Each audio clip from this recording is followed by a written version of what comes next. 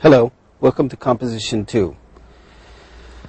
Today we will be taking Lecture 5 of Chapter 2, Danger and Daring. And what we will be presenting here are words and phrases. Those words and phrases can be found on page 32 and 33. The first word we're going to present is ardent. Ardent. So the meaning of ardent is passionate and enthusiastic. So another nice way to say that you are someone is enthusiastic or was enthusiastic or passionate about doing something is to use the word ardent. So you can use this word to express if someone is enthusiastic about, let's say, exploring a new area of the world, climbing a very high mountain, or doing something really dangerous and daring and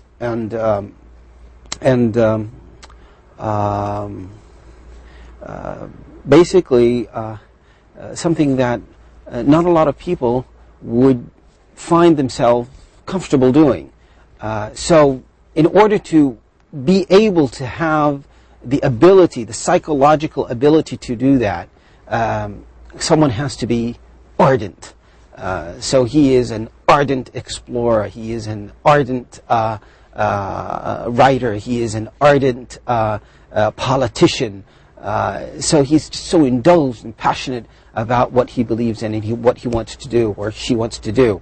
So it's one of those words that could be used in your composition if you are speaking about a character or a person who is attempting to do something really wild and out of this world that nobody has attempted to do before. So it comes in handy to keep in mind what the word ardent means and use it. Use it in your composition. It will make your compositions look sound very nice. Second word we have here is ascent, and that is climb, to climb a mountain. So your ascent, instead of saying your climb up the mountain, you can say your ascent up the mountain, or your ascent to the summit. Okay, so the antonym or the opposite of ascent is descent. Descent, that's going down, but ascent is climbing up. So rising or climbing is ascent. It's just one of those words that are elegant and would make your composition sound elegant as well. Third word here is endeavor, and that's an effort or an attempt. So let's say you personally are an employee somewhere, and you've been employed for so many years, and all of a sudden you decided to complete your education, to get your college degree. And you heard about this program, the distance learning program at King Faisal University, and you said, you know what, I want to enroll in this program and get my college degree. So it will be hard, it will be difficult. You're going to have to make an effort to get through this because of your situation. You're probably busy. You probably have a family and children, and you have a lot of things on your mind at this point in time. Yet it is people who are close to you probably wish you luck on your endeavor. Okay, so it's on your effort and your attempt to continue your studies and get your college degree. So it's one of those very elegant words that you can use in a composition to express that feeling or that situation in which you are attempting to do something. Number 4, and this is a phrase, felt the urge, had a very strong desire. What is desire? It's just something you want. When you have a very strong desire, so you feel the urge. Let's say when someone is hungry, when you are very hungry, starving hungry, and you have a very strong desire to eat, okay? So instead of saying you have a strong desire to eat, you could say I have a feeling, or I felt the urge. You felt the urge to eat. So let's say you're on a diet. You want to lose some weight. And you see very nice food on the table, and you're hungry, and the food is really tempting and looks really nice, so you get the urge to eat. So you have a strong feeling, a strong desire to eat. So feeling the urge is a very strong word to include in your composition. Summit, the top of a mountain. So instead of saying the top of the mountain, you can say the mountain summit, or reach the summit, or instead of saying the climber reached the top of the mountain. Well, you can use that in one word. Instead of top of the mountain, you can say the summit. Just reached the summit. Okay, that's just one of those words that your speech and writing would sound really nice if these words were included. Legendary. So when someone is legendary, he is very famous among many people. So a football player could be legendary. I don't know. You can name any football player that is very famous in the history of football. Someone who is very famous in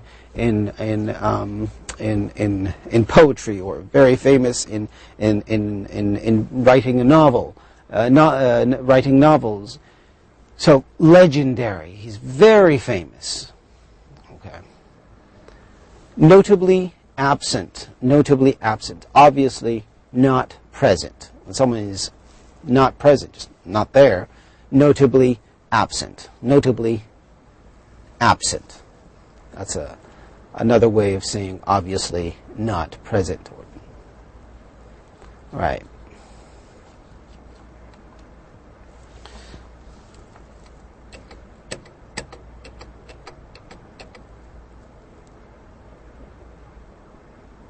Right. The 8th word we have here is a pioneer. A pioneer is someone who is the first to explore a new place. Okay? It doesn't necessarily have to be a place, though. It's just, the first to explore a new, let's say, thing instead of place.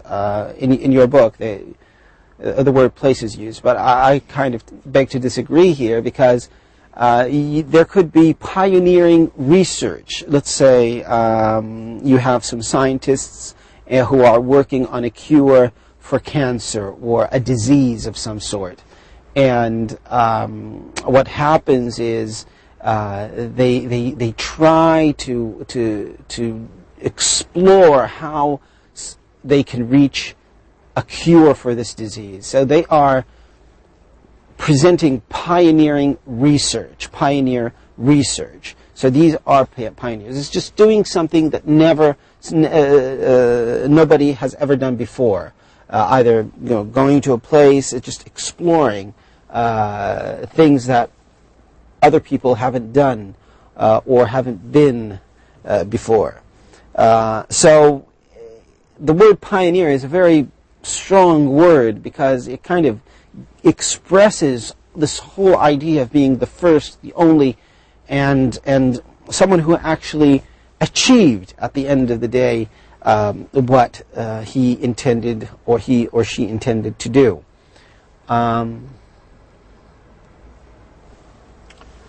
Remote.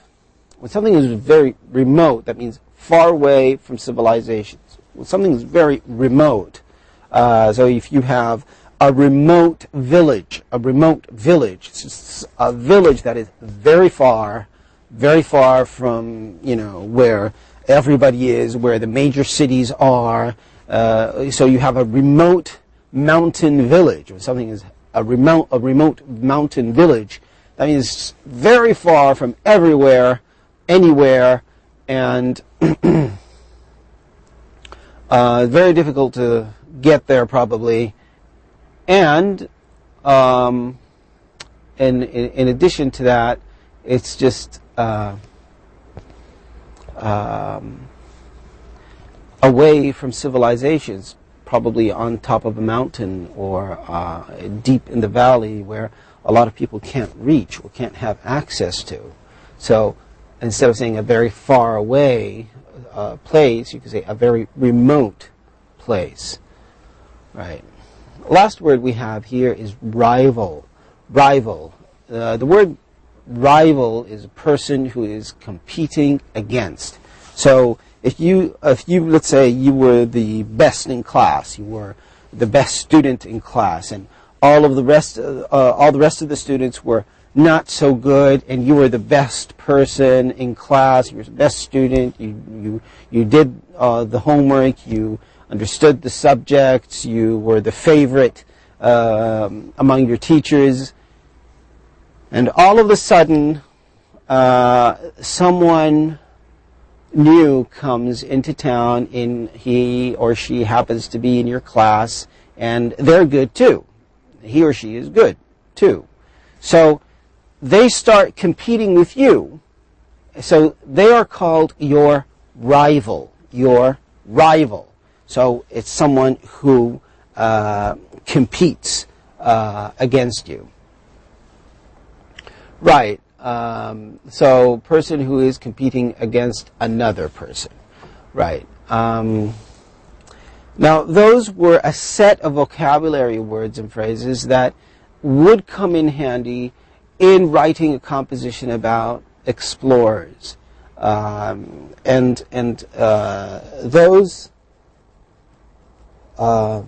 words are certainly elegant in a way. And it would be kind of useful if you alone or by yourself could try to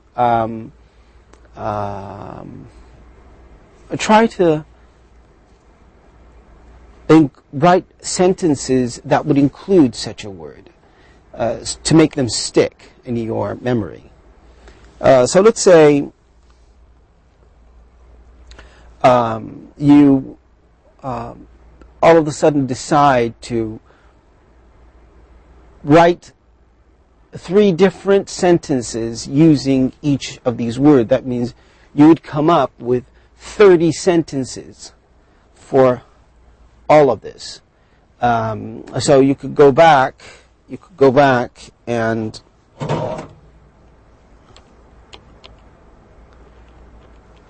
right?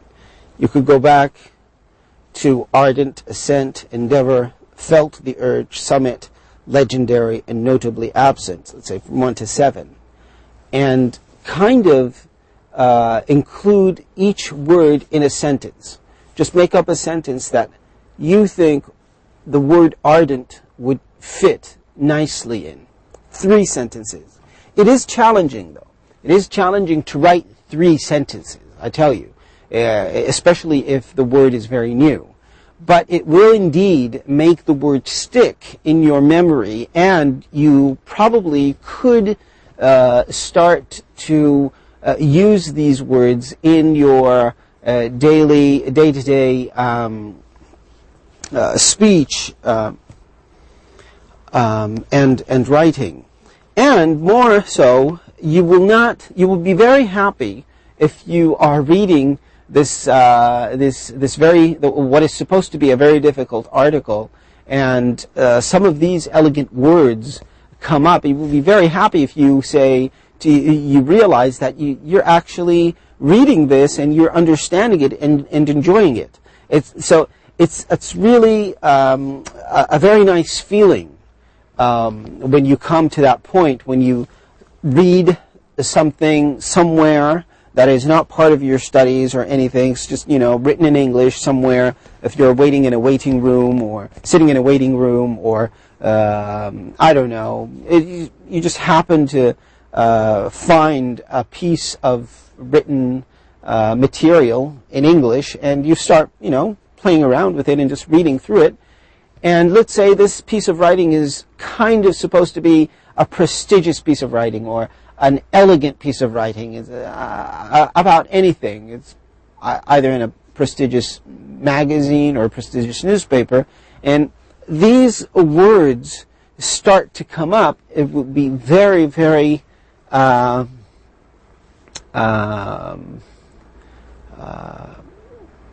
it would be a very nice feeling to realize that, I understand what's being said here, and I guess it paid off when I did my studies. Right. So please take care in understanding these words very well and using them in your own sentences. Right. Right. Let's move to the next slide, and that is describing personalities and achievements. Now, in this chapter, we said that the focus would be to write about an explorer of some sort. Now, what we meant by that is a person. So there will come a time that you will be able to write about a person, an explorer, either male or female, who did something really crazy and just really out of this world, and nobody has attempted to do before, and so on and so forth. And you would want a set of vocabulary to describe the personalities of these people. It's just a way to describe how they act and how they react, and to get the reader acquainted with these people, so it would be easy for them to imagine them. So you have some descriptions of personalities, and the first one would be unafraid of. Unafraid of, that means he doesn't fear anything. He's not afraid of anything. He or she is not afraid of anything. He or she is not afraid to climb up a very high mountain.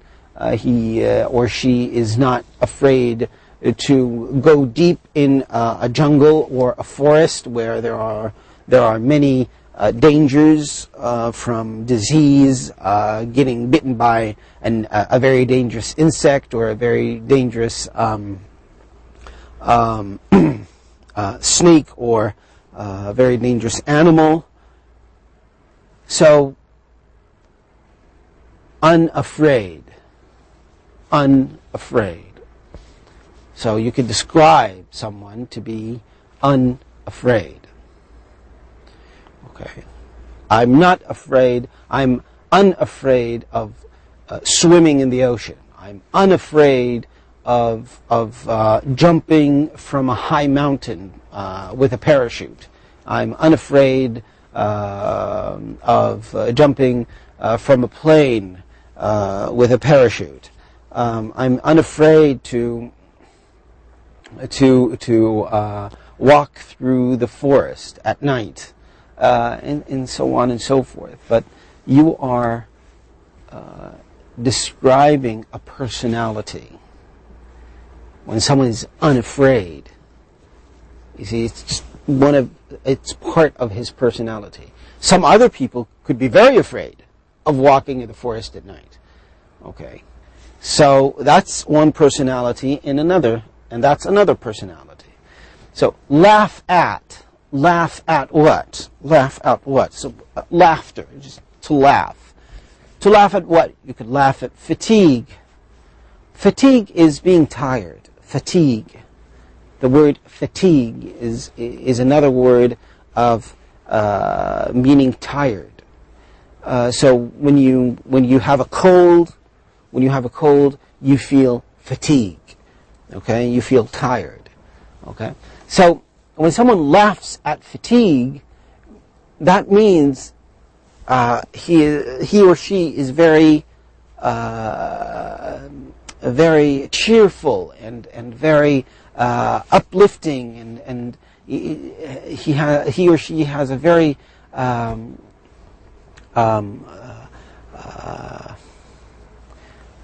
good mood towards hardship and difficult situations. So when someone laughs at fatigue, that means they have this personality that can deal with hardship and difficult situations. Not worry about her next meal.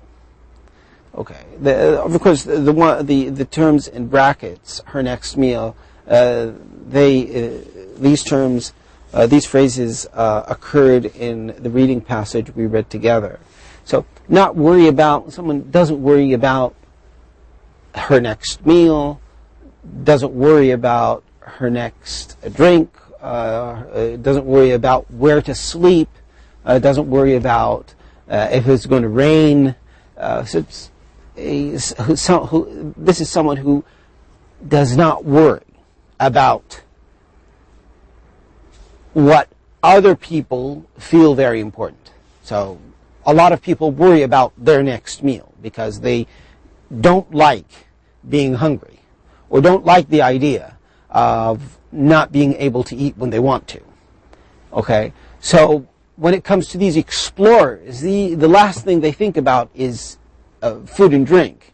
They don't find their excitement in food and drink. They find their excitement in their and their feeling of life in the adventure they are attempting to do, and their adventure they're attempting to go through. Figure out a way. Figure out a way. So when someone figures out a way to, let's say, solve a situation, to figure out a way to see if there's a way up this mountain or a way through this forest. That means he stops, or he or she stops and thinks for a while in order for this explorer to complete his or her mission. So when someone figures out a way, okay? Now, let's take a look at achievements. Those are personalities. What about achievements? So, one achievement would be travel at high elevations. So high elevations, that means high altitudes. When you travel up a mountain, that means you are traveling at a high elevation. To carry out is to go through and complete a mission. To make significant contributions to make a significant contribution. To a significant contribution is different from a contribution. When something is a significant contribution, that means it's a contribution that makes a difference. When a doctor or researcher makes a significant contribution to medicine. That means many, many people around the world actually take benefit from this contribution. So someone could someone could make a contribution, but someone would make a significant contribution. That is a contribution that makes a difference. Participate in expeditions. Well, these explorers do participate in expeditions. That's an achievement. So you can participate in an expedition to climb a very high summit in the Himalayas. You can participate in an expedition to go to the North or South Pole. You can participate in an expedition to go through the rainforest in the Amazon. To take part in expeditions, that's also another way of saying to participate. To reach the summit of, that's also an achievement. Reach, of course, the summit of a high mountain. But instead of just saying reach the summit of a high mountain, you could actually name the mountain. There are many summits around the world, very high summits around the world, and they are very known. So you can, to include someone's achievement, you could actually be specific in saying you reach the summit of. And of course, you actually mention the summit. Now, task 4 that I'm going to ask you to do is exercise 2 on page 33 as homework. And I'm going to ask you to do this exercise as best as you can. It's quite easy, actually. You're supposed to include, fill in the blank spaces with the appropriate preposition. Now, in order to do that, just rely on the words and phrases and achievements we've discussed in the lecture here. Remember to post your responses on the course forum and not send them by email. I'm going to stop here. See you next lecture. Thank you very much.